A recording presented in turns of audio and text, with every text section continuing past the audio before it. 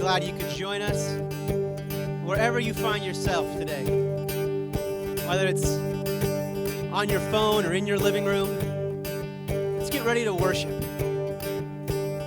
Let's sing together, even though we might be far away. God hears our voices and hears our prayers.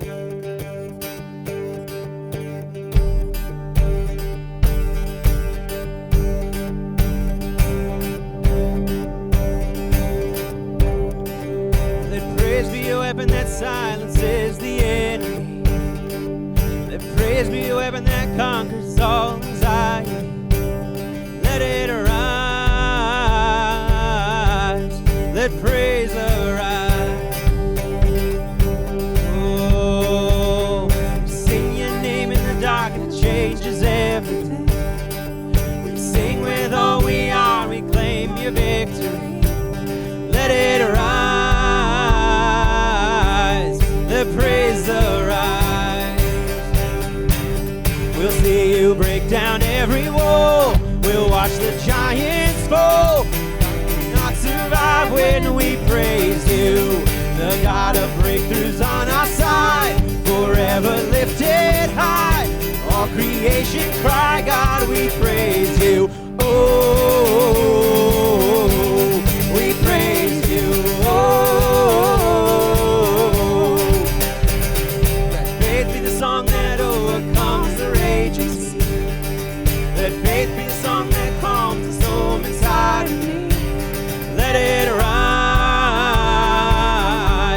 Let faith arise. Oh, we'll see you break down every wall. We'll watch the giants fall. You cannot survive when we praise you. The God of breakthroughs on our side, forever lifted high. With all creation cry, God, we praise you. Oh, we praise you. Oh, we praise you. Oh, we praise you. Oh, this is what living looks like. This is what freedom feels like. This is what heaven sounds like. We praise you, we praise you. This is what heaven looks like. This is what freedom feels like. This is what heaven sounds like. We praise you, we praise you. This is what heaven looks like. This is what freedom feels like. This is what heaven sounds like. We praise you, we praise. We'll see you break down every wall. We'll watch the giants fall. You cannot survive when we praise you. The God of refuge on our side, forever lifted high. Creation cry, God, we praise you. Oh, we praise you. Oh, we praise you. Oh, we praise you. Oh, we praise you.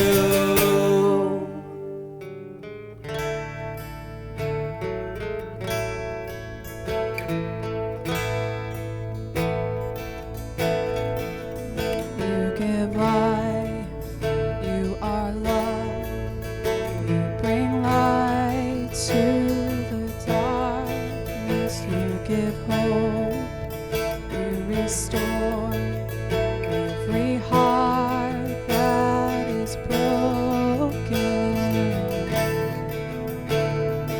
Great are you, Lord. It's your breath in our lungs, so we pour out our praise, pour out our praise. It's your breath in our lungs, so we pour out our praise to you only. Great are you, Lord. You gave life, you are love. You bring light to the darkness. You gave hope, you restore every heart is broken. Great are you, Lord. It's your breath in our lungs, so we pour out our praise, pour out our praise. It's your breath in our lungs, so we pour out our praise to you only. Your breath in our lungs, so we pour out our praise, pour out our praise. It's your breath in our lungs, so we pour out our praise to you only.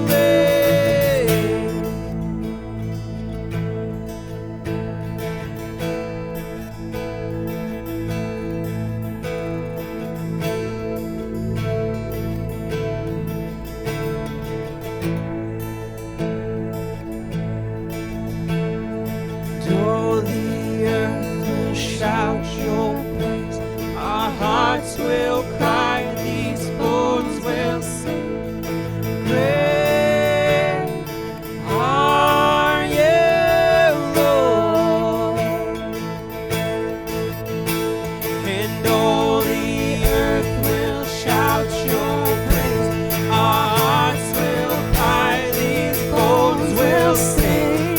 Great are you, Lord. And all the earth will shout your praise.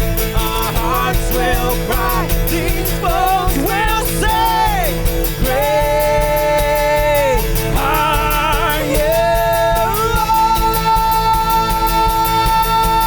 Lord. It's your breath in our lungs, so we pour out our praise, pour out our praise. It's your breath in our lungs, so we pour out our praise to you only. It's your breath in our lungs, so we pour out our praise, pour out our praise. It's your breath in our lungs, so we pour out our praise to you only.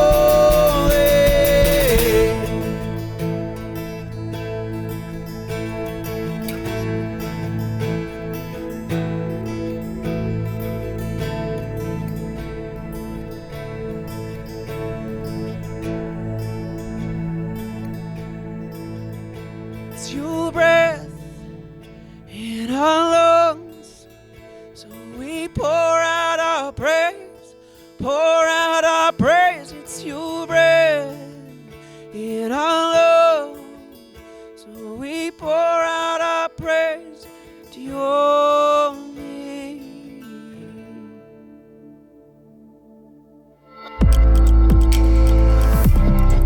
What's up, everybody? Welcome to CityView Church Online, the perfect place for imperfect people. We are so excited that you are tuning in today because we are continuing our series titled, We've Lost Jesus. But before we get there, if you are new to our online experience, I want to thank you so much for tuning in.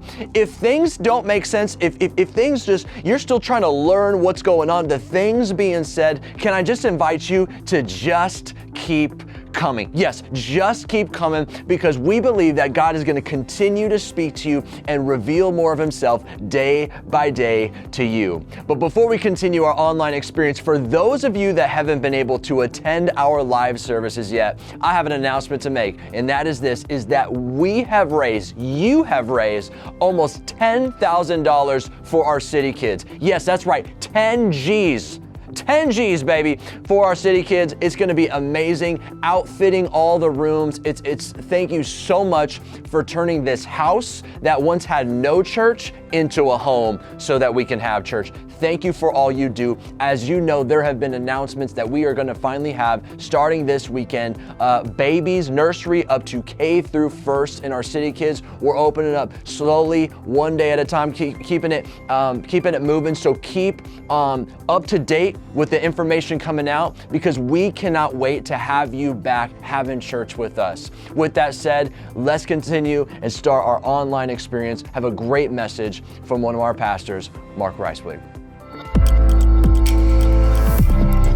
What's at the center of this donut determines what kind of donut it is, right? And there are certainly some things that do not belong in the center of a donut. For example, let's say you go to your local donut shop and you buy a donut and you bite into it, and only to find out that it's filled with mayonnaise. You would call that wrong. You might even call that evil. You would definitely demand your money back, because who puts mayonnaise inside of a donut? Or perhaps you bite into a donut only to find relish dribbling down your chin coming out of this donut. That would be absolutely wrong and disgusting. What is at the center of a donut, and a donut have anything to do with what we're talking about? We're going to get to that in just a moment. But before, let's go ahead and pray. Heavenly Father, we thank you for this time that we have together. Thank you for being a good God, a God full of grace and mercy. And Lord, I pray that you would open up our hearts and our minds to what you have in store for us today. Speak to us, Lord, through your word, as you continue to call us to be the people, the men and the women that you want us to be. In Jesus' name, we all said, amen. Hey guys, my name is Mark. I'm so glad you're here tuning in with us. It's a privilege for me to be able to hang out with you as we continue this series, We've Lost Jesus. Because the fact of the matter is, we've lost Jesus. We've lost Jesus in how we talk and what we watch and how we use our voice, how we use our money. We've lost Jesus in our relationships and in our marriage. We're treating Jesus as if he's off to the side, or we've cast him out all together, and we're trying to live our lives as if Jesus doesn't exist. And this is no way to live. You see, over the course of this series, we've been looking at how we are challenged to put Jesus at the center of our life. Why does Jesus deserve to even be there to begin with? Because it is Jesus who will guide us, he will ground us, and he will give us life. And we're looking at what it looks like to have Jesus at the center, one topic at a time. Today we're talking about relationships, specifically marriage. But hold up. Before you change the channel, before you click that Xbox, I just want you to know, some of you guys, I get it. Some of you guys are married. Some of you aren't. Some of you used to be married. Some of you are going to get married soon. Some of you are not going to get married soon. But nonetheless, I ask you this. I ask you that you'd open up your hearts and your minds to what God has for you, because God has a word for you. God's word always speaks, and God has life for you. God has a next step for you. So whether you're married or not, I know that God has something great in store for you, and he has a next step, and I hope that you will tune in and you will allow God to have his way in your life. But know this. Marriage in no way is God's goal for you. You see, God's goal for you is simple. It's Jesus. God's goal for you is becoming the person that Jesus has called you to be. Marriage in no way makes you more valuable or more loved in God's sight. You see, Jesus doesn't love you because you're single or married or any of that. No, Jesus loves you because he is love. Today we're going to unapologetically talk about marriage, because it's another topic, it's another area of our life where we are dangerously losing Jesus. And if we're not careful, we might lose marriage altogether. You see, in marriage, God wants us to be the husband he's called us to be. God wants us to be the wife that he's called us to be. And I think most people want a good marriage. Most husbands want to be a good husband, whether they're Christians or not, no matter where they're at in their faith journey. I think most women who are married want to be a good wife. But something's wrong. Why is it so many marriages are struggling? If most people want a good marriage, they want to live happily ever after, why is marriage losing? Well, let's go back to the donut. Because when in doubt, go back to the donut, right? What's inside the donut determines the kind of donut it is. It's the same with marriage. What's inside, what's at the middle, or what we're going to say today is what's the God of the marriage determines what kind of marriage it is. And also, like the donut, there are certain things that do not belong in there. There are certain things that do not belong in the middle of your marriage. And so today, here's what I want you to know, that every marriage has a God. That's right. Every marriage has a God. And when we say God today, we're talking about what's at the center, what guides us, what determines the kind of people that we are. What's the thing that we are serving, that we're sacrificing for? Every marriage has a God. Why do you need to know that? It's because your marriage will serve the God that you choose. Yeah, you choose it. This God isn't chosen for you. You choose the God of your marriage. And every single marriage has one. What do you need to do? You need to choose a God for your marriage today that will guide your marriage and ground your marriage and give your marriage life. Let's look in the book of Isaiah. Isaiah chapter 28, 16. He opens up in this area of the Bible about this idea of a cornerstone. This cornerstone is coming, and later on, we're going to see later in the New Testament this word pop up several times, but here it is in Isaiah, introduced way before the New Testament, saying this, "Therefore, this is what the sovereign Lord says, look, I am placing a foundation stone in Jerusalem, a firm and tested stone. It is a precious cornerstone that is safe to build on. Whoever believes need never be shaken." Let me read that last line again. Whoever believes need never be shaken. Who wants to sign up for never be shaken kind of life? Who wants to sign up for a never be shaken kind of marriage? I think we all do. And it all comes back to this idea of a cornerstone. What is a cornerstone exactly? Well, check this out. The cornerstone is the first stone set in the construction of a masonry foundation. The first stone, that's very important. Why? Is because all the other stones will be set in reference to the stone, thus determining the position of the entire structure. You see that the cornerstone being the first stone, it determines what the rest of the structure looks like. It determines the direction and the position of everything. I remember several years ago when we first bought our house, we had to do a lot. Oh my goodness, we had to rearrange walls, we had to move things, we had to repaint, obviously refloor, and we get to the reflooring part, and I'm an okay helper, but I'm not a Mr. Fix-It guy by any means. And so my wife's brother, my brother-in-law, came and helped me with the flooring, which was amazing. And here's what we did with our laminate wood flooring. He helped me, in a way, set the cornerstone. So we started in the middle of our living room, and it was the longest stretch of flooring.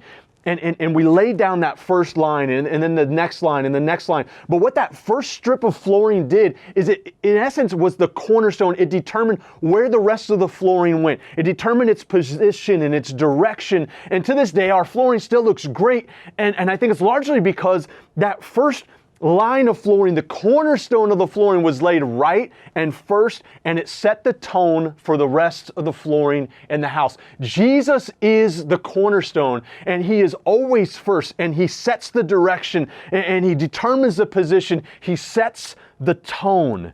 You see, Jesus is the cornerstone because He holds everything together. Jesus belongs as the cornerstone of your soul, the cornerstone of your finances, of your relationships, of your worldview, of your vote, of your everyday life. Jesus is the cornerstone. But, as cornerstones often are, Jesus is and was rejected. And Jesus said several times himself in the New Testament that the cornerstone has been rejected. The cornerstone has been rejected. He's talking about himself, and he was rejected then, and he's rejected now. Then, let me refresh your memory, he was rejected by political leaders who wanted a king that would reign politically. He was rejected by religious leaders who they wanted him to come and validate their religious pompous attitudes and join them in their arrogance in lording the religious law over the people. He was rejected by the radicals who just wanted to annihilate the Romans altogether. He was rejected by those who wanted an entertaining king, wondering, what awes and wonders and miracles is he going to do next? He was rejected by those who just wanted a king that would make everything easy to swallow, easy to live out. But Jesus was none of those. Jesus was a suffering king. Jesus was radical in how he taught. Jesus was a king of an unseen spiritual kingdom. And Jesus is continuing to be rejected. There's this rejection of the cornerstone, this rejection of Jesus is nothing new. It's been happening for thousands of years. And still today, for many of the same reasons, we are rejecting the cornerstone in every single area of our life. And many marriages have rejected Jesus. We've lost Jesus. And slowly, we are losing marriage. What's the state of marriage anyway? Well, I just kind of want to speak from the voice of our society in general terms. This is what our society is saying about marriage. First, marriage is old-fashioned. Marriage is old-fashioned. Well, marriage is definitely old. But just because something is old doesn't mean that it's old-fashioned. There's lots of things that are old that we still obviously benefit from and are timeless and are important in our lives. But today, society is looking at marriage as it's just kind of something that's old-fashioned and ready to be thrown away.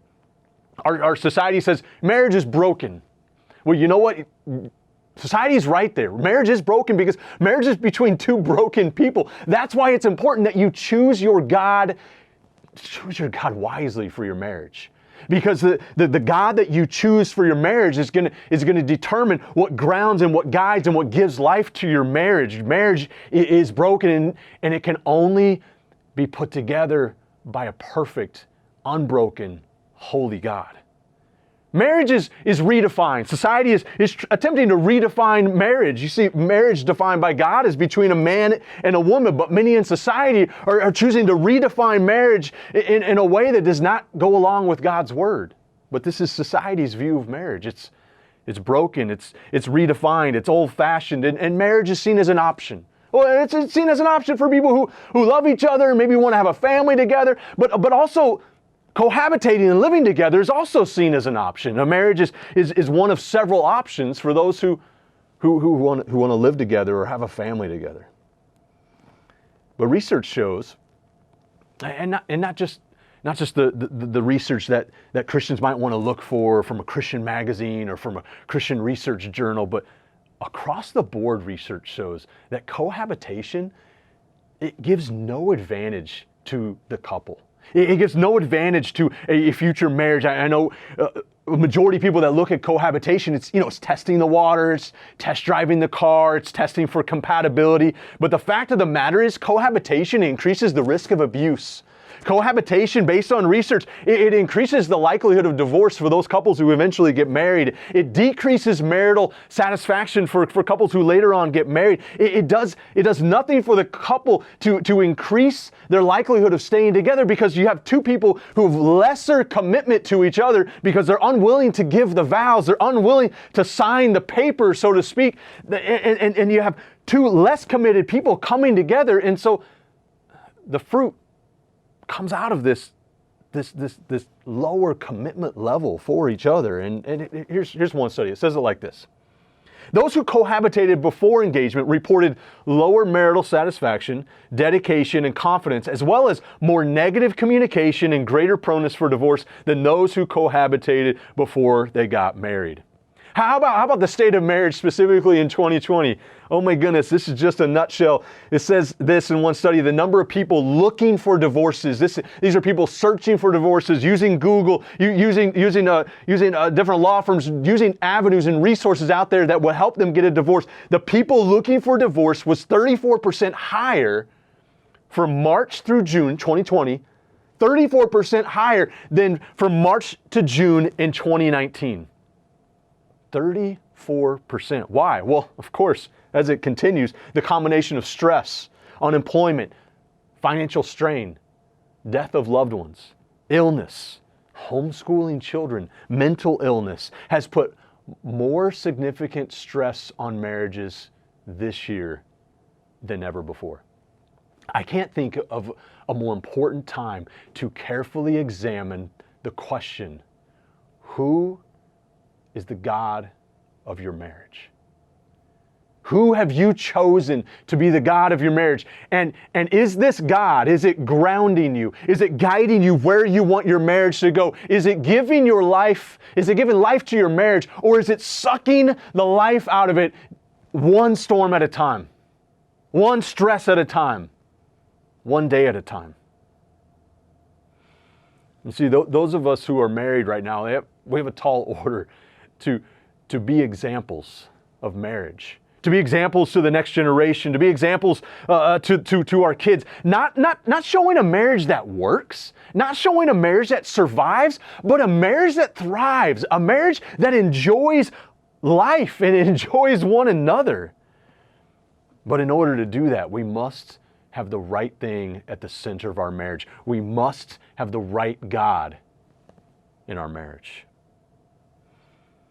And people like the idea of something. Have you ever met someone who loved the idea of being healthy, loved the idea of being fit, but couldn't get themselves to eat right and exercise? Or maybe there's people out there, that love the idea of being out of debt or being financially healthy, but you constantly see this person spending money where they shouldn't, not saving money, not paying down debt when they get a random check in the mail, but going after the next vacation, going after another car payment, going after something that they don't need, and going further and further away from the idea of something that they want to pursue. Or perhaps there's parents out there that like the idea of being a good parent, but when it comes to putting in the time and the sacrifice, they give up. You see, the idea of something doesn't take a lot of work, but to be a good parent, to be healthy financially, to be healthy physically, it takes work, it takes dedication, it takes commitment, it takes sacrifice. And the same is true of marriage. But all too many people like the idea of marriage from afar, but when they get into the middle of it and they see the forgiveness that has to happen, and they see the sacrifice, they see the selflessness that they have to exhibit on a daily basis. They see the fact that their "I love you" can't just be said, their "I love you" has to be done. The idea of marriage starts to become daunting. It starts to become discouraging. It starts to become overwhelming. And depending on the God of their marriage, these people that like the idea of marriage are giving up, one couple at a time. Who's the God of your marriage? Well, our first choice, of course, is ourselves. I mean, we love us. We love the sound of our name. We love thinking about us. We love talking about us. There's just something about us as people, particularly as fallen human beings that have this desire to please ourselves, that we just think about ourselves most often. And so it's a natural choice to make ourselves the God of our marriage. But of course, if we look at our track record, it's kind of a joke. We should not be in charge. We should not be in the center. We should not be the God of our marriage. It won't last well for long at all. So then we think, well, we're supposed to put others first, right? God said that's somewhere in the Bible. It says that we should be looking to the needs of others. So how about we put our spouse in the center of that's a great one, right? We make our spouse the God of our marriage because of our happy wife, happy life, right? Oh, she's the boss. So often we as a society have thought, oh, if we just put our spouse as the God of our marriage, then everything will be fine. And then the marriage works hard to please the spouse. You see, whatever is the God of your marriage will work to serve that God. But I got news for you. Your spouse is as imperfect as you are. Your spouse will fall short just as quickly as you do. Well, no, we got kids, right? If you've got kids in your marriage, how about we put kids as the God of our marriage? We love our kids and we take care of them. We give them gifts. We like to see them smile. We do fun things with them. We love our kids. So why not put kids as the God of your marriage? Well, kids will disappoint you. Kids will move away. And we have a generation of marriages.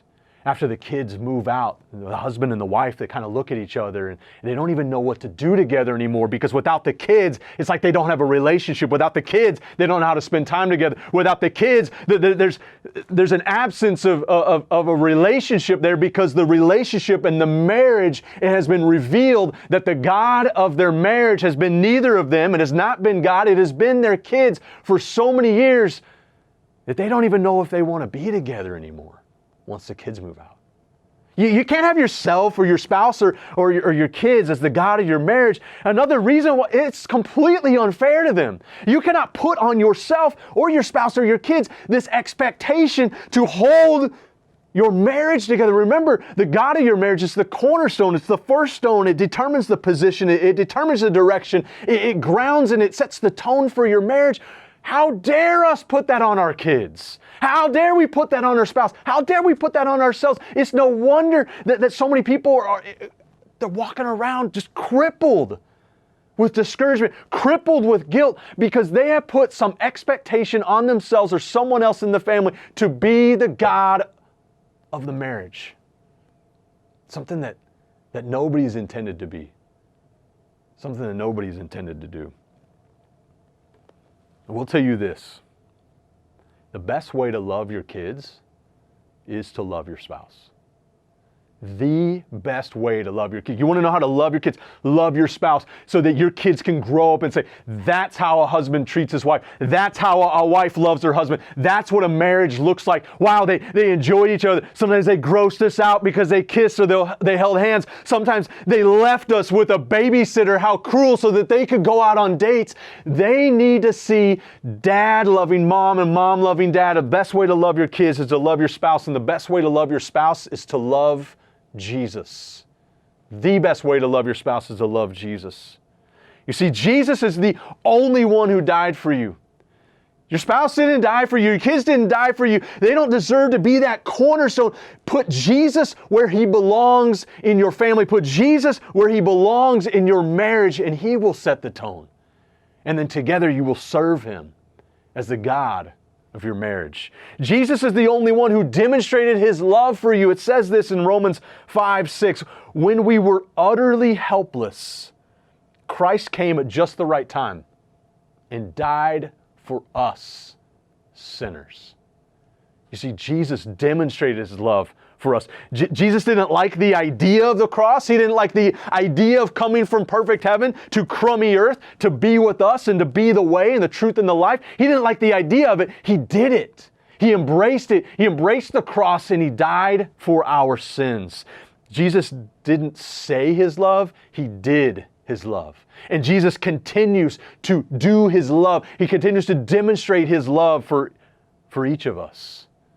He alone deserves to be the cornerstone of our life and the cornerstone of our marriage. Romans 8:38-39 says this, and I am convinced, I love that word, I am convinced, there's no doubt about it, I'm convinced that nothing can separate us from God's love. Neither death nor life, neither angels nor demons, neither our fears for today or our worries about tomorrow. How many of you guys got worries about tomorrow? Those cannot separate you from God's love. Your fears for today, your worries for tomorrow, not even the powers of hell can separate us from God's love. No power in the sky above or in the earth below. Indeed, nothing in all creation will ever be able to separate us from the love of God that is revealed in Christ Jesus our Lord. Romans 8:38-39. You see how much Jesus loves you? And it's not, there's no ifs here. It's like, well, if you're a good person, if you didn't make any mistakes yesterday, if you have a good marriage, if you're married, if you're this or if you're that. No. Paul here's convinced that right where he was at, and we can be convinced today that right where we're at, nothing can separate us from Jesus' love. And He demonstrated His love for you by dying on the cross. You see, when Jesus is the God of your marriage, He draws you both closer to Him. And when you're drawn closer to Him, you become more like Him. And when you become more like Him, your love becomes more like Jesus' love. Your forgiveness becomes more like Jesus' forgiveness. He rubs off on you. You see how great it is for us to be more like Jesus as He is the center of our marriage, as He is the God of our marriage. It is this process of Him calling us to become more like the people He's called us to be. What an amazing thing. We need that. We need that perfect love and that perfect forgiveness at the center of our marriage. We need to become more like Jesus. Why? Because as broken human beings, the wedding day and the honeymoon wears off, storms of life come, and our vows are put to the test. And in these moments, who we have chosen as the God of our marriage, it'll be revealed. In April 2012, my wife and I and our oldest daughter, we were in the East Valley for a wedding, and our daughter Julia, she was the flower girl, and so we just decided, you know what, we're involved, we're at the rehearsal dinner, let's just stay out there. So we got a hotel, stayed out in the East Valley, had an amazing time, wedding went great, came home late at night after the reception, and we're just getting to bed, and I hear my wife Kim screaming from the bathroom. And I rush in, and she is uncontrollably throwing up. And she says, it feels like someone is squeezing my brain. And she said, we got to go to the hospital. So I quickly find a local hospital. We took her straight there, had to take stops along the way as she's throwing up outside of the car. She opens up the door at the stoplights because she is just in this crazy amount of pain. I've never seen anything like it before. And we get to the hospital, and I'm holding Julia, who was about 3 years old at the time, and we're checking in, and it feels like forever. And Kim is just sitting in pain in the waiting room, and finally they get her into a room, and they say, you know, we need to take a CT scan. We need to see what's going on in her head. And after some time, as I'm holding Julia, she's asleep. She has no idea what's going on. And at this point, no worst case scenarios had entered my mind. I just thought, you know, something weird's going on. Everything's going to be fine. But then the tech comes out and he says, your wife's got bleeding in the brain. We need to get her to another hospital now. And then the worst case scenarios start happening. The worries, the fears, the what ifs. She gets rushed to another hospital by way of an ambulance, and early that next morning, she goes into a 3-hour brain surgery. And as the waiting room fills with friends and family that are there to support and to pray and just to be close by, we're all wondering what's going to happen. And after what seemed like forever, the doctor comes out and he calls me out of the waiting room into the hallway, and I'm thinking, what are you about to tell me? And he looks at me and he says, your wife's going to be okay. And so is the baby. You see, Kim at this point was 20 weeks pregnant with our youngest daughter, Monica.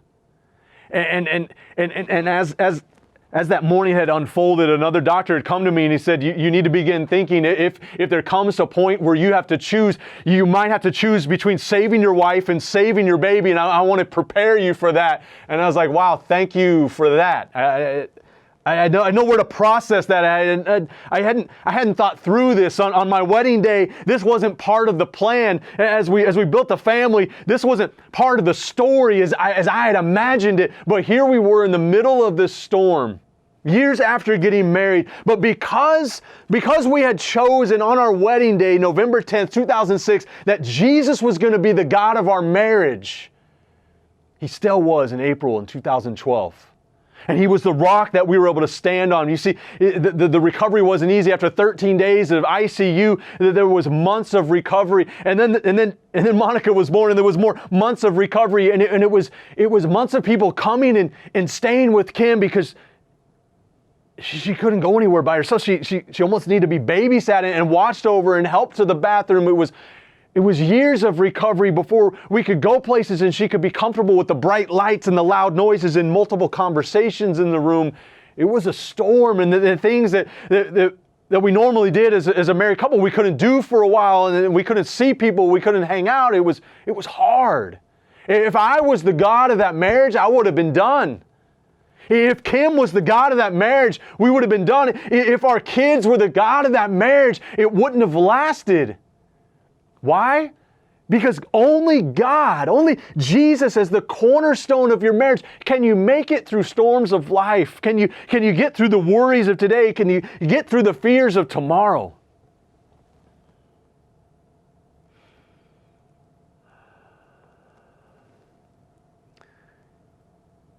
How did we make it through that? It's something I've been asked several times as I would share that story, or people would ask, I would just simply say, Jesus. It's not because we had this great marriage. It's not because it was easy. It's simply because Jesus was the God of our marriage. And because we were able to trust Him. He was our rock. He was our cornerstone. Ephesians 2:19-22 says this, "So now you Gentiles, you're no longer strangers and foreigners. You are citizens along with all of God's holy people. You are members of God's family. Together we are His house, built on the foundation of the apostles and prophets. And the cornerstone is Christ Jesus Himself. We are carefully joined together in Him, becoming a holy temple for the Lord. Through Him, you Gentiles are also being made part of this dwelling where God lives by His Spirit." You see, Jesus wants to be the cornerstone of your life. He wants to be the cornerstone of your marriage. He is building you. You are under construction. I ask that you would let God do His work in you. I ask that you would let God dwell in you. Let Jesus live in your marriage and be the God there that He wants to be. He's calling you. Would you just say yes and let Him do the becoming? You see, Jesus is calling you to become someone. He's got this vision for who you can be in the future. And it's not an idea of His. It's something that He died for. And you just need to invite Him to let Him come and do the work in your life. You need to let Jesus be the God of your marriage, be at the center of your marriage, not off to the side. Oh, how? What does that look like? I want to share with you briefly 5 practical ways, 5 ways that you can begin thinking and doing things and attitudes so that you can continue daily inviting Jesus to be the center of your marriage. First one is to live your vows. Live your vows, yes, for better, for worse, in sickness and in health, for richer or for poor, till death do us part, even when it's just you. Maybe you're the only one that wants in the marriage that wants to put Jesus as the God of the marriage. Do it. Live out your vows. Do whatever it takes to be like Jesus and pray that your spouse would come around, that your spouse would see what you're doing and see the good fruit and see the effects of having Jesus at the center of your marriage. Don't give up. Don't get discouraged. God sees you and there's hope. Start today. If you haven't for a while, living out your vows again. They weren't just for your wedding day. They were for your entire marriage.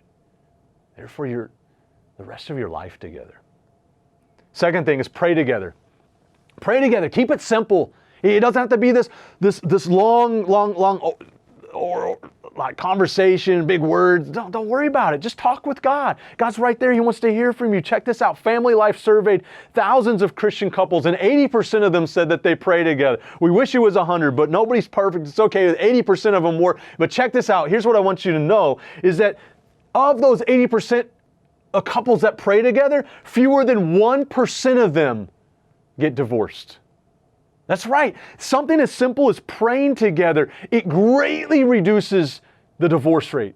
Now, what that means is you got to talk. What that means, you got to get a little vulnerable. What that means is it might be a little bit awkward at first, but just come together and pray for each other. Pray for something that's going on. Pray that you would be able to live out your vows. Pray. Just talk. Just start somewhere. And then do it again the next day. And then do it again the next day until it becomes a pattern of your marriage. That's a great way of making sure that Jesus is the God of your marriage. Another one, third one, is read the Bible together. Yeah, read the Bible together. I'm going to give you a few chapters you could jot down that you could start with this week. Psalm 27, Proverbs 3, John chapter 1, 1 Corinthians 13, Philippians 2, Colossians 3. These are several chapters. You could just take one at a time or break it up. It doesn't matter. Maybe you read a paragraph together each day. That's fine, but reading the Bible together, it keeps Jesus at the center of your marriage. Fourthly, forgive each other. Yeah, forgive each other. Forgiving is something that Jesus does and that Jesus shows us and Jesus practiced and Jesus wants us to do. Jesus forgave you a lot, way more than you'll ever have to forgive someone else. So start today by forgiving. It doesn't mean like forgiving and forgetting and, oh, it's okay, it's no big deal. No, it was a sin. It was an offense, maybe, and it hurt. But begin practicing forgiveness. Begin saying things like, I'm sorry. That was wrong. Will you forgive me? And begin communicating about the things that you've done, to each other and against each other. And begin practicing this amazing, beautiful life of forgiveness that Jesus has done for us. And see how it changes your marriage. Number 5, enjoy each other.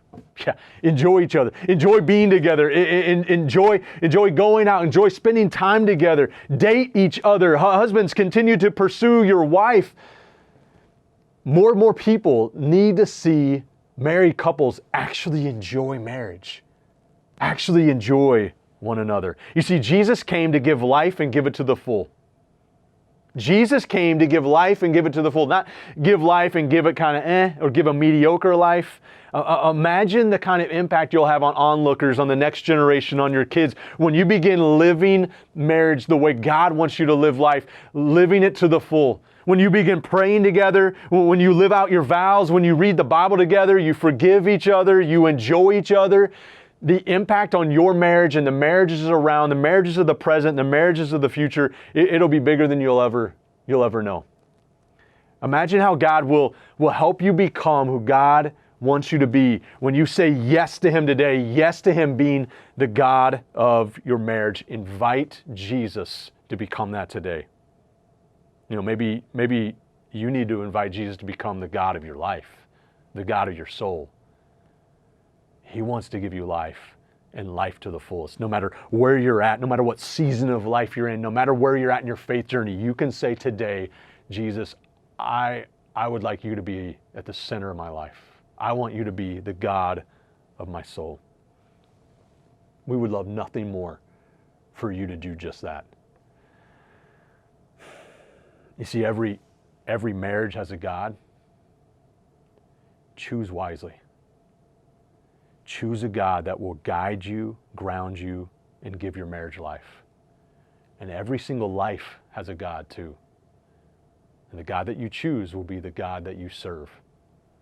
I hope today you will choose Jesus. Let's pray. Heavenly Father, thank you for time that we have together to discuss your word, to discuss your truth, to look at your plan, to see how loving and how forgiving you are, and God, just to be guided in what it looks like to keep you at the center, to keep you as God of our life and God of our marriages. God, I pray, Lord, if there's anybody here today, anybody tuning in that is ready to take this step, guys, I would just ask that you pray this simple prayer with me. Jesus, I need you. Jesus, thank you for loving me. I invite you to be the God of my life. I invite you to be the center of my life. I know trying to do it on my own hasn't worked. And I want something new. Thank you for forgiving me.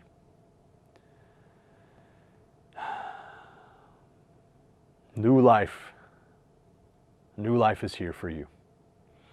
Lord, thank you for just being faithful to the people that have just prayed that prayer. Thank you for hearing the people that have cried out to you and surrendered their life to you. God, I know that you will be helping them and taking their next steps, God, and help us as we move forward, as we put you at the center of our life. We don't want to lose you in any area of our life. Help us to have marriages that reflect you and your love. In Jesus' name, we all said, amen.